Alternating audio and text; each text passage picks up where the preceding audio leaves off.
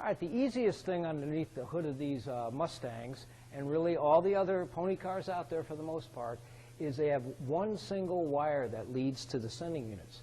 You got a temperature sending unit, you got an oil pressure sending unit, and you got a gas gauge sending unit.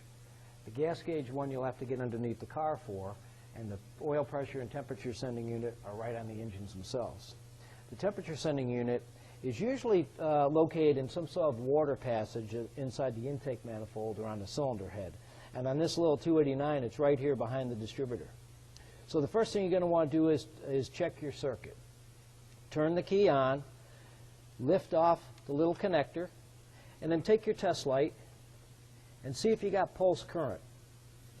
You see the pulse current that we have there? That pulse current is going through the voltage limiter that I pointed out to that's behind the gauge assembly itself. That tells me that you got continuity from here to the front. Now if you want to check the gauge to see if the gauge is accurate or if the gauge is any good at all, what you're going to do is you're going to take your ground wire and just ground that. Now by grounding that, what that will do is that will make the temperature gauge actually go up. The temperature gauge flies up. That tells you that the gauge is good, the voltage limiter is good, and also the wire that leads from here to those two pieces are good. So the process of elimination. Now you still don't have a temperature gauge. Well, that tells you that this little thing down here called the sending unit is at fault.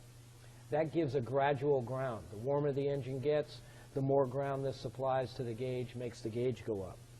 Now over here is the wire that leads to the oil pressure sender. Same type of principle here. Unplug it. There should be a pulse current inside that wire that leads to the sending unit, and there is.